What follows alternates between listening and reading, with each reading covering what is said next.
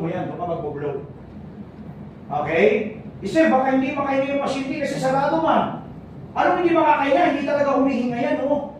Di ba walang breathing? Hindi talaga humihinga yan. Malalaman mo yan, sir, pag humihinga na, pagka pasyente, kahit umubo, matanggalin mo kaagad. Bakit? Umuubo, ibig sabihin, humihinga na yan. Okay? O ngayon, subo mo rito, sir, bubuga ka pa rin. Kung kapusing ka ng hininga. O eto. Ito yung sinasabi po natin na AMBU. Sinabi ko kanina, ambulance. Ito yun, AMBU. No? Artificial Manual Breathing Unit. This one. Gawa po ito sa silicone and then hard plastic pa rin. Ito siya.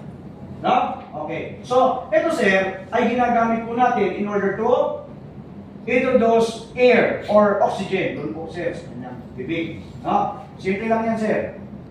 Let's move in. Pasok. Okay?